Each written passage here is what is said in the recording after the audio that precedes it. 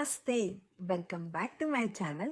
ನನ್ನ ಚಾನಲ್ಗೆ ಯಾರೆಲ್ಲ ಆಲ್ರೆಡಿ ಸಬ್ಸ್ಕ್ರೈಬ್ ಮಾಡಿದ್ದೀರಾ ಅವ್ರಿಗೆಲ್ಲ ತುಂಬ ಥ್ಯಾಂಕ್ಸ್. ಇನ್ನೂ ಯಾರ್ಯಾರು ನಮ್ಮ ಚಾನಲ್ನ ಸಬ್ಸ್ಕ್ರೈಬ್ ಮಾಡದೆ ನೋಡ್ತಾ ಇದ್ದೀರಾ, ಪ್ಲೀಸ್ ಪ್ಲೀಸ್ ಪ್ಲೀಸ್ ಬೇಗ ಸಬ್ಸ್ಕ್ರೈಬ್ ಮಾಡಿ. ಸಬ್ಸ್ಕ್ರೈಬ್ ಮಾಡೋದ್ರಿಂದ ನಿಮ್ಗೆ ಆ್ಯಕ್ಚುಲಿ ಏನೂ ಲಾಸ್ ಆಗೋದಿಲ್ಲ, ಒಂದೇ ಒಂದು ಕ್ಲಿಕ್ ಅಷ್ಟೇನೆ. ಬಟ್ ನನಗೆ ಅದು ತುಂಬ ಹೆಲ್ಪ್ ಆಗುತ್ತೆ, ನನ್ನ ಚಾನಲ್ ಗ್ರೋತ್ ಆಗೋದಕ್ಕೆ ತುಂಬಾ ಹೆಲ್ಪ್ ಮಾಡುತ್ತೆ. ನಮ್ಮಿಂದ ಯಾರಿಗಾದರೂ ಹೆಲ್ಪ್ ಆಗುತ್ತೆ ಅನ್ನೋದಾದರೆ ವೈ ನಾಟ್ ಅಲ್ವಾ? ಸೊ ಪ್ಲೀಸ್ ಸಬ್ಸ್ಕ್ರೈಬ್ ಮಾಡಿ. ಹಾಗೆ ಇವತ್ತಿನ ಒಂದು ವಿಡಿಯೋನ ಕ್ವಿಕ್ ಆಗಿ ಸ್ಟಾರ್ಟ್ ಮಾಡೋಣ. ಕಮಾನ್. ಸೊ ಈಗ ಸಮ್ಮರ್ ಆಗಿರೋದ್ರಿಂದ ಎಲ್ಲರಿಗೂ ಏನಾದ್ರೂ ತಣ್ಣಗಿರೋದು ತಿನ್ಬೇಕು ಕುಡಿಬೇಕು ಅಂತ ಅನಿಸ್ತಾ ಇರುತ್ತೆ. ಸೊ ಆ ಲಿಸ್ಟಲ್ಲಿ ಫಸ್ಟ್ ಬರೋದೇ ಐಸ್ ಕ್ರೀಮ್ ಎಲ್ಲರಿಗೂ ಇಷ್ಟ ಆಗುತ್ತೆ, ಅದರಲ್ಲೂ ಚಿಕ್ಕ ಮಕ್ಳಿಗಂತೂ ಸಿಕ್ಕಾಪಟ್ಟೆ ಇಷ್ಟ ಆಗುತ್ತೆ ಐಸ್ ಕ್ರೀಮ್, ಚಾಕ್ಲೇಟ್ ಎಲ್ಲ. ಬಟ್ ನಮ್ಮನೇಲಿ ಹೇಗೆ ಅಂದರೆ, ನನಗೆ ನನ್ನ ಮಗನಿಗೆ ಐಸ್ ಕ್ರೀಮು, ಚಾಕ್ಲೇಟ್ಸು, ಬಿಸ್ಕೆಟ್ಸು ಹೊರಗಡೆಯಿಂದ ತಂದು ತಿನ್ಸೋದಕ್ಕೆ ನನಗೆ ಇಷ್ಟ ಆಗಲ್ಲ ಪರ್ಸ್ನಲಿ. ಎಲ್ಲರಿಗೂ ಗೊತ್ತು ಅದು, ಏನು ಐಸ್ ಕ್ರೀಮ್ ಆಗಿರಲಿ, ಚಾಕ್ಲೇಟ್ ಆಗಿರಲಿ ಮಕ್ಕಳ ಹೆಲ್ತ್ ಮೇಲೆ ತುಂಬ ಕೆಟ್ಟ ಪರಿಣಾಮ ಬೀರುತ್ತೆ. ಅದು ಇವೆಂಚುಯಲಿ ಅವ್ರು ಅದನ್ನೇ ಜಾಸ್ತಿ ತಿಂತಾ ಇದ್ರೆ ಅವ್ರ ಹೆಲ್ತ್ ಆಬ್ವಿಯಸ್ಲಿ ಹಾಳಾಗುತ್ತೆ ಅಂತ ಎಲ್ಲರಿಗೂ ಗೊತ್ತು. ಬಟ್ ಬೇರೆ ಆಪ್ಷನ್ಸ್ ಇಲ್ಲದೆ ಕೆಲವೊಬ್ರು ತಂದ್ಕೊಡ್ತಾರೆ. ಬಟ್ ನನ್ನ ಪರ್ಸ್ನಲಿ ನನ್ನನ್ನು ಕೇಳೋದಾದ್ರೆ, ನಾವು ಹೊರಗಡೆಯಿಂದ ಅವನಿಗೆ ಜಾಸ್ತಿ ತಿನ್ಸೋದಿಲ್ಲ. ನಾನು ನನ್ನ ಹಸ್ಬೆಂಡ್ ಅಂತೂ ಅವನಿಗೆ ಏನು ಚಾಕ್ಲೇಟ್ಸ್ ಆಗಿರಲಿ, ಬಿಸ್ಕೆಟ್ಸು, ಐಸ್ ಕ್ರೀಮ್ಸ್ ಅದೆಲ್ಲ ತಂದ್ಕೊಡಲ್ಲ ಹೊರಗಡೆಯಿಂದ. ನಾನು ಎಷ್ಟಾಗುತ್ತೋ ಅಷ್ಟು ನಾನು ಅವನಿಗೆ ಮನೆಯಲ್ಲೇ ಮಾಡ್ಕೊಡೋದಕ್ಕೆ ಟ್ರೈ ಮಾಡ್ತೀನಿ. ಬರೀ ಡ್ರೈ ಫ್ರೂಟ್ಸ್ನ ಯೂಸ್ ಮಾಡಿ ಮಾಡುವಂಥ ಐಸ್ ಕ್ರೀಮ್ನ ಇವತ್ತು ಮಾಡೋಣ. ಅದಕ್ಕೆ ಏನೇನೆಲ್ಲ ಬೇಕು ಅಂತ ಫಸ್ಟ್ ಹೇಳ್ಬಿಡ್ತೀನಿ. ಅದಕ್ಕೆ 1 ಕಪ್ ಮಖಾನ ತೊಗೊಂಡಿದ್ದೀನಿ, 1 ಕಪ್ ಅಂದರೆ ಇದು ಲೋಟಸ್ ಸೀಡ್ಸು, 1 ಕಪ್ ಗೋಡಂಬಿ, 1 ಕಪ್ ಬಾದಾಮಿ, ಹಾಗೆ ಒಂದು 8ರಿಂದ 10 ಖರ್ಜೂರ, ಬೀಜ ತೆಗೆದಿಟ್ಕೊಂಡಿರೋಂಥ ಖರ್ಜೂರ 8ರಿಂದ 10. ಇದು ಸ್ವೀಟ್ನೆಸ್ ಕೊಡುತ್ತೆ. ನಾವು ಇದರಲ್ಲಿ ಐಸ್ ಕ್ರೀಮಲ್ಲಿ ಯಾವುದೇ ಥರ ಬೆಲ್ಲ ಆಗಿರ್ಬೋದು ಅಥವಾ ಸಕ್ಕರೆನ, ಶುಗರ್ನ ಯೂಸ್ ಮಾಡ್ತಾ ಇಲ್ಲ. ಹಾಗೆ ಸ್ವಲ್ಪ ದ್ರಾಕ್ಷಿ, ಒಣ ದ್ರಾಕ್ಷಿ, ಇದು ಕೂಡ ಸ್ವಲ್ಪ ಸ್ವೀಟ್ನೆಸ್ನ ಕೊಡುತ್ತೆ. ಹಾಗೆ ಫ್ಲೇವರ್ಗೋಸ್ಕರ 2 ಏಲಕ್ಕಿ ತಗೊಂಡಿದ್ದೀನಿ. ನಿಮಗೆ ಬೇಕಾದರೆ ನೀವು ಕೇಸರಿ ಕೂಡ ಯೂಸ್ ಮಾಡ್ಕೊಬೋದು, 1-2 ಎಸ್ಲು.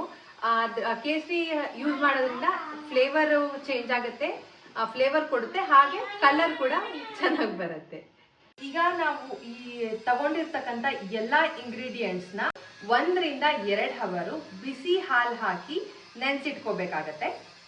ನಾನು ಆಲ್ರೆಡಿ 2 ಅವರು ಇದನ್ನು ಎಲ್ಲ ಇಂಗ್ರೀಡಿಯೆಂಟ್ಸ್ನು ಹಾಕಿ ನೆನೆಸಿಟ್ಟಿದ್ದೀನಿ. ನೋಡ್ಬೋದು ನೀವು, ಈ ಥರ ಆಗಿರುತ್ತೆ ಅದು.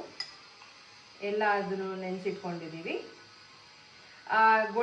ಬಾದಾಮಿ ಎಲ್ಲ ನೀವು ಅದು ಸಿಪ್ಪೆ ಸುಲಿಯೋದಕ್ಕೆ ಈಸಿಯಾಗಿ ಬರೋ ಅಷ್ಟೊತ್ತವರೆಗೂ ನೆನೆಸಿದ್ರೂ ಸಾಕಾಗತ್ತೆ.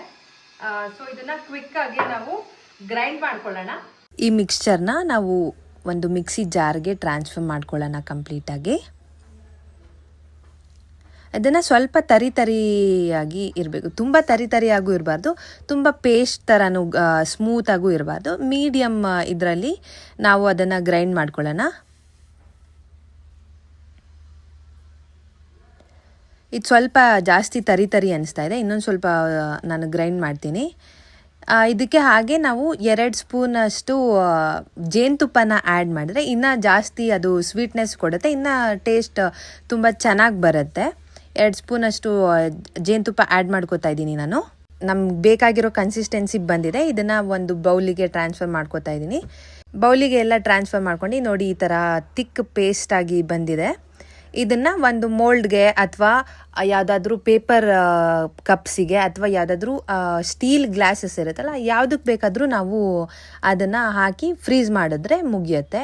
ಒಂದು 5 to 6 hours ಫ್ರೀಸ್ ಮಾಡಬೇಕಾಗತ್ತೆ, ಇಲ್ಲಾಂದರೆ ಓವರ್ನೈಟ್ ಕೂಡ ಫ್ರೀಸ್ ಮಾಡ್ಬೋದು.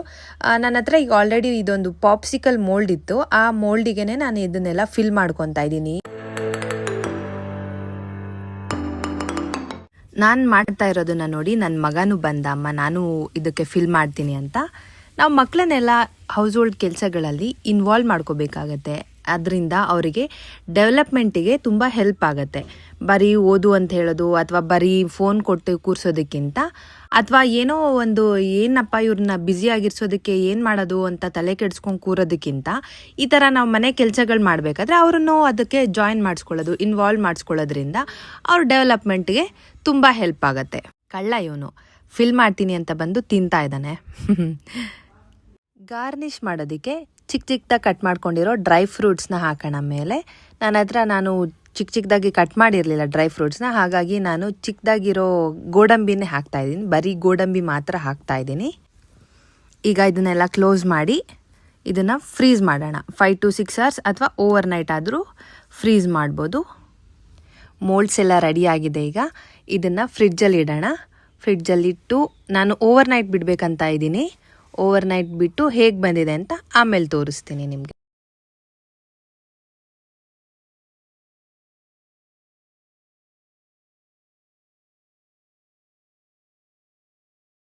ಒಂದು ಹೋಲ್ ನೈಟ್ ನಾನು ಐಸ್ ಕ್ರೀಮ್ನ ಫ್ರೀಸ್ ಆಗೋದಕ್ಕೆ ಬಿಟ್ಟಿದ್ದೆ. ಇವಾಗ ರೆಡಿ ಆಗಿದೆಯಾ ಇಲ್ವಾ ನೋಡೋಣ.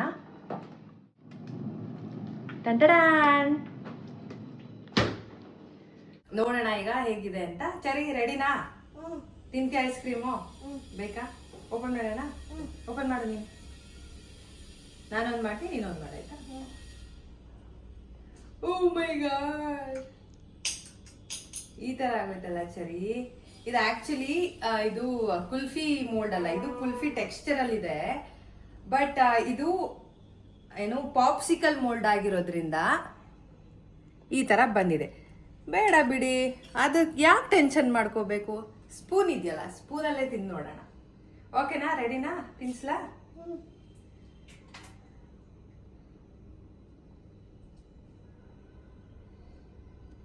ಹೇಗಿದೆ?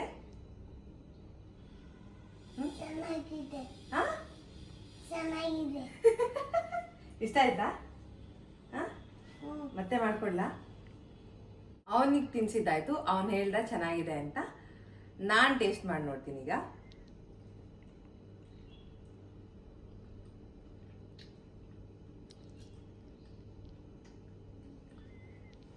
ಟ್ರಸ್ಟ್ ಮೀ, ತುಂಬ ಚೆನ್ನಾಗಿದೆ.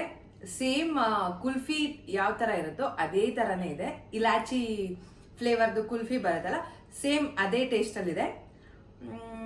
ಚೆನ್ನಾಗಿದೆ. ಸ್ವಲ್ಪ ಇದಕ್ಕೇನ ನನಗೇನು ಅನಿಸ್ತು ಅಂತ ಅಂದರೆ, ಈ ಬಾದಾಮಿದು ಸಿಪ್ಪೆ ಎಲ್ಲ ತೆಗ್ದಿದ್ರೆ ಅದು ಇನ್ನೂ ಚೆನ್ನಾಗಿ ಬರ್ತಾಯಿತ್ತು. ಇದು ಬರೀ ಸ್ವಲ್ಪ ಸಿಪ್ಪೆ ಸಿಪ್ಪೆ ಹಾಗೆ ಸಿಗುತ್ತೆ ಅಂತ ಅನಿಸುತ್ತೆ. ಇಲ್ಲ, ಇನ್ನು ಟೆಕ್ಸ್ಚರ್ ಕರೆಕ್ಟಾಗಿದೆ. ಬಟ್ ಬಾದಾಮಿದು ಸಿಪ್ಪೆ ತೆಗೆದ್ರೆ ಇನ್ನೂ ಚೆನ್ನಾಗಿರ್ತಾ ಇತ್ತು ಅಂತ ಅನ್ನಿಸ್ತು ನನಗೆ. ಇದಿಷ್ಟು ಇವತ್ತಿನ ವಿಡಿಯೋ ಆಗಿತ್ತು. ಐಸ್ ಕ್ರೀಮ್ ಟೇಸ್ಟ್ ಅಂತೂ ತುಂಬ ಚೆನ್ನಾಗಿ ಬಂದಿತ್ತು. ನಿಮ್ಗೇನು ಅನ್ನಿಸ್ತು? ಐಸ್ ಕ್ರೀಮ್ ಡಿಸಾಸ್ಟರ್ ಅನ್ನಿಸ್ತಾ ಅಥವಾ ಬ್ಲಾಕ್ ಬಸ್ಟರ್ ಅನ್ನಿಸ್ತಾ? ನೀವು ಈ ಸಿಂಪಲ್ ಆಗಿರೋ ರೆಸಿಪಿನ ಮನೇಲಿ ಮಾಡಿ ಟ್ರೈ ಮಾಡಿ ಹೇಗೆ ಬಂತು ಅಂತ ಕಮೆಂಟ್ ಸೆಕ್ಷನಲ್ಲಿ ತಿಳಿಸಿ. ನೆಕ್ಸ್ಟ್ ವಿಡಿಯೋದಲ್ಲಿ ಸಿಗೋಣ. ಅಲ್ಲಿವರೆಗೂ ಬಾಯ್.